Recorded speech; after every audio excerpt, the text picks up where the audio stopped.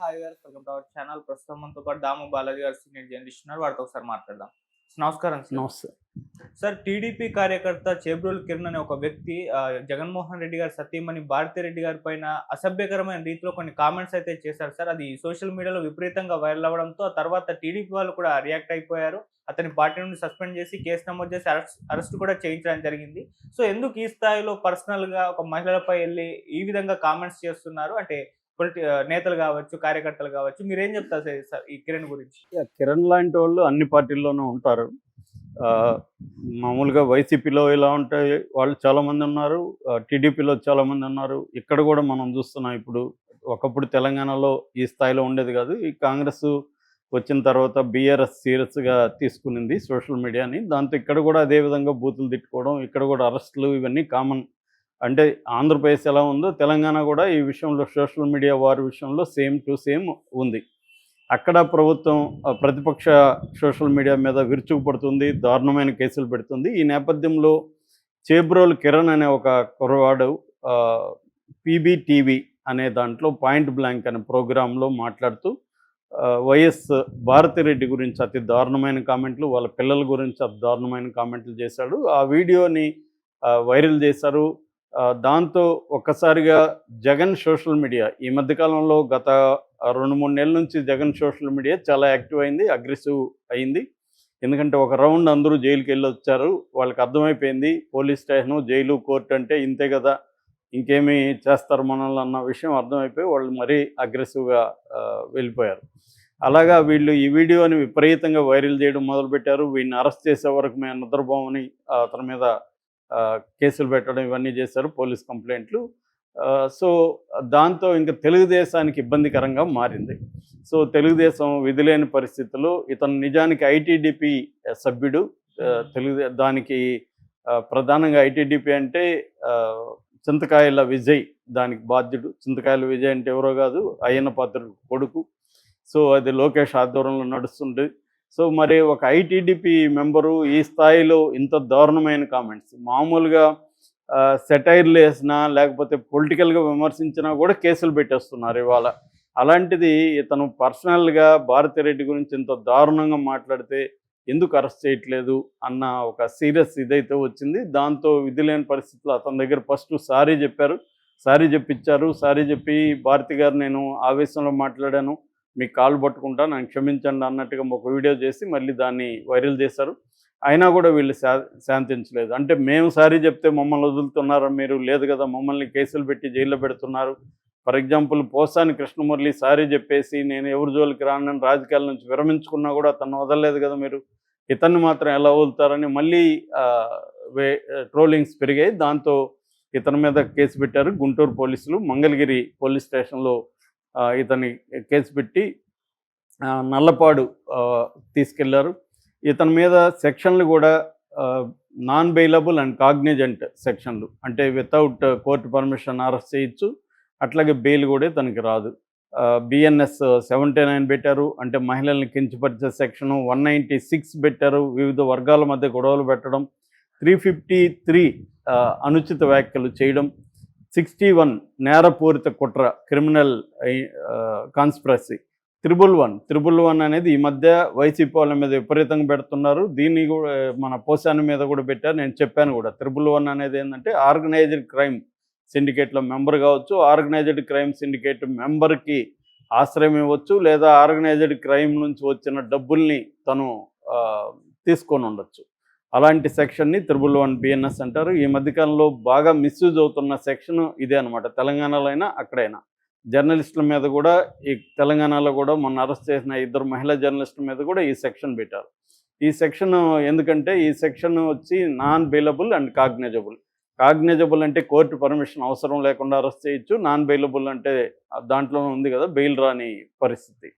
So ఆ సెక్షన్లు ఈ అబ్బాయి మీద పెట్టారు. దాంతోపాటు జనరల్గా సోషల్ మీడియాలో ఏదన్నా ఒక విషయాన్ని బ్యాడ్గా వైరల్ చేస్తే 67A ఐటీ యాక్ట్ కింద పెడతారు.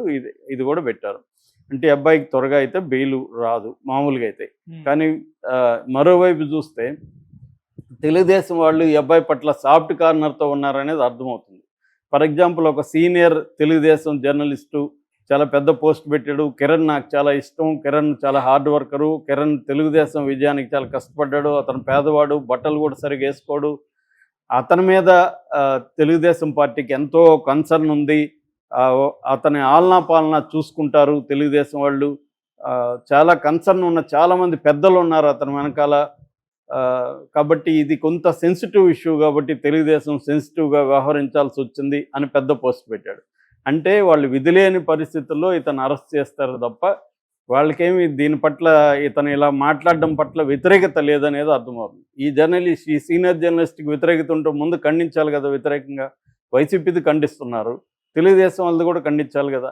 అది ఖండించకుండా అతను ఏదో విధిలేని సెన్సిటివ్ ఇష్యూ అయింది, అంతేగాని ఇతన్ని వదిలేరు అని చెప్తున్నారు. అంటే ఇతన్ని అరెస్ట్ చేసినట్టు చేసి జైల్లో కూడా మంచిగా సౌకర్యాలు క్రియేట్ చేసి దాని తర్వాత బెయిల్ కూడా త్వరగా వచ్చేట్టుకు చూసుకుంటారు. ఎందుకంటే పబ్లిక్ ప్రాసిక్యూటర్ వాళ్ళ వైపే ఉంటారు కాబట్టి వాళ్ళు గట్టిగా వ్యతిరేకించకపోతే బెయిల్ వచ్చేస్తుంది. సో నాకు తెలిసి ఇతనికి బెయిల్ త్వరగానే వచ్చే అవకాశం ఉంది. సో కాకపోతే ఏంటంటే 111 అతని మీద ఎందుకు పెట్టలేదు అనేది పోస్టులు కూడా విపరీతంగా వచ్చాయి కాబట్టి 111 కూడా పెట్టారు, అంటే నాన్ అవైలబుల్ పెట్టారు. సో ఇది మామూలుగానే ప్రతి ప్రభుత్వం కూడా ప్రతి పార్టీ కూడా, పొలిటికల్ పార్టీ ఏదైనా అధికారంలో ఉన్నప్పుడు ప్రతిపక్ష మీడియాని, ప్రతిపక్ష సోషల్ మీడియాని, ప్రతిపక్షంలో ఉండే కార్యకర్తల్ని, నాయకుల్ని అణచివేయడానికి శాయశక్తిలో ట్రై చేస్తుంది. గతంలో జగన్ ఉన్నప్పుడు ఈనాడు జ్యోతికి ఇబ్బందులు పెట్టాడు, జ్యోతి పేపర్ని, ఈనాడు పేపర్ని సర్క్యులేషన్ కట్ చేయడానికి ట్రై చేశాడు, సాక్షి కొనే విధంగా చేసుకున్నాడు. అట్లాగే తెలుగుదేశం సోషల్ మీడియా వాళ్ళ మీద అనేక మంది మీద కేసులు పెట్టారు, అవన్నీ జగన్ చేశాడు. ఇప్పుడు అంతకంటే రెట్టింపుగా తెలుగుదేశం కూటమి ప్రభుత్వం వైసీపీ మీద ఇదే పని చేస్తుంది. మళ్ళీ ఇప్పుడు ఆల్రెడీ జగన్ అంటున్నాడు మేము వస్తే బట్టలు ఊడదీస్తాం, ఇంకోటి అంటున్నాడు. మళ్ళీ జగన్ వస్తే అది ఇంకా పెంచుతారు. ఇలాగా వీళ్ళు ఏంటంటే పరస్పర ప్రతీకార చర్యలు, వెంజన్స్లోకి వెళ్తూ ప్రజల కేంద్రంగా ఉండాల్సిన పరిపాలనని పక్కన పెట్టారు. అంటే పీపుల్ సెంట్రిక్ ప్రభుత్వం అనేది పోయి రివెంజ్ సెంట్రిక్ ప్రభుత్వంగా మారిపోయింది. ఏ పార్టీ ఉన్నా ఇక్కడ మినహాయింపు ఏ పార్టీ లేదు. ఇక్కడైనా అంతే. ఇక్కడ కాంగ్రెస్ కూడా ప్రధానంగా ఏం చేస్తుంది, పీపుల్ సెంట్రిక్ అనే పాలిటిక్స్ పక్కన పెట్టేసి తనకి వ్యతిరేకంగా, తనని ఎవరు వ్యతిరేకించినా, తన పాలసీలని తనని ఎవరు వ్యతిరేకించాలనో వాళ్ళని ఐడెంటిఫై చేయడం, వాళ్ళని ఏదో రకంగా ఇబ్బందులు పెట్టడం, కేసులు పెట్టడం, అరెస్ట్ చేయడం అనేది రేవంత్ రెడ్డి ప్రభుత్వం కూడా చేస్తుంది. లేటెస్ట్గా హైదరాబాద్ సెంట్రల్ యూనివర్సిటీ విషయంలో కూడా మనం చూసాం. ఇది సెంట్రల్ గవర్నమెంట్ కూడా అదే చేస్తుంది, ఏ ప్రభుత్వం అదే చేస్తుంది. మొన్న అక్కడ కూడా ఒక కమెడియన్, స్టాండప్ కమెడియన్ ఒక వీడియో పెడితే ఆ వీడియో చేసిన వాళ్ళ మీద కూడా, ఆ వీడియో చూసిన వాళ్ళ మీద కూడా కేసు పెడుతున్నారు. అంటే మహారాష్ట్రలో ఏ స్థాయిలో ఇవాళ ఇంటాలరెన్స్, అంటే సహనం అనేది లేకుండా పోయిందో. ఒకప్పుడు నెహ్రూ మీద కూడా ఘోరమైన కార్టూన్లు వేసేవాళ్ళు, ఎన్టీఆర్ మీద ఎలా వేశారో మనంతో చూసాము. ఆ స్థాయిలో రాజకీయ నాయకుల మీద సెటైర్లు కానీ, కామెడీలు అనేవి ఎప్పటి నుంచో ఉన్నాయి. కానీ ఇప్పుడు ఒక చిన్న జోక్ వేస్తే కూడా అతన్ని అరెస్ట్ చేయడమే కాకుండా అతను ఎక్కడైతే చెప్పాడో ఆ హోటల్ని పగలగొట్టడమే కాకుండా దాన్ని చూసిన వాళ్ళ మీద కూడా కేసులు పెడుతున్నారు. సో ఈ కైండ్ ఆఫ్ ఇది దేశం అంతా కూడా, అంటే ఈ సోషల్ మీడియా వచ్చాక ఏమైందంటే ప్రజలకి ఒక వాయిస్ దొరికింది. అంతకుముందు ఎక్కడో టీ షాపు దగ్గరనో ఎక్కడో మాట్లాడుకునే విషయాల్ని బహిరంగంగా సోషల్ మీడియాలో ఎవరి ఇళ్లల్లో వాళ్ళు కూర్చొని, ఎవరి ఫోన్లలో వాళ్ళు చూసుకుంటూ తమ అభిప్రాయాలను పెట్టేయడం అనేది జరిగింది. ఇది సోషల్ మీడియాలో కూడా ఒక్కొక్కసారి విశృంఖలత్వం పెరిగిపోయి చాలా దారుణమైన పర్సనల్ కామెంట్స్ కూడా చేయడం, ఈ యాంగిల్ కూడా ఉంది. మనకి సోషల్ మీడియా అనేది ఒక టూల్, ఆ టూల్ని బ్యాడ్గా వాడచ్చు, మంచి దీనికి కూడా వాడచ్చు. సో ఇది బ్యాడ్గా వాడడం కూడా మళ్ళీ పొలిటికల్ పార్టీలే ప్లాన్డ్గా వాళ్ళ ఆర్గనైజేషన్లు పెట్టి, వాళ్ళ ఒక టీములను పెట్టి డబ్బులు ఇచ్చి ఇతరుల మీద బురద జల్లడం, వాళ్ళ పర్సనల్ ఫ్యామిలీ మీద, లైఫ్ మీద అటాక్ చేయడం అనేది మళ్ళీ పొలిటికల్ పార్టీలే ప్రధానంగా చేస్తున్నాయి. సామాన్య ప్రజల కంటే కూడా ఇక్కడ దోషి ఎవరంటే మళ్ళీ పొలిటికల్ పార్టీలే. సో పొలిటికల్ పార్టీలు ఇవాళ దేశంలో ప్రతి పొలిటికల్ పార్టీ కూడా ఎవరికి సిద్ధాంతం కానీ, లేకపోతే ప్రజల పట్ల కన్సర్న్ కానీ, ఈవెన్ పార్టీ లాయల్టీ కానీ ఏమీ లేకుండా పోయింది. ప్రతి ఒక్కరికి ఏంటంటే అధికార కేంద్రిత రాజకీయాల్లోకి వెళ్ళిపోయినాయి అన్ని పార్టీలు. అందువల్ల మనకి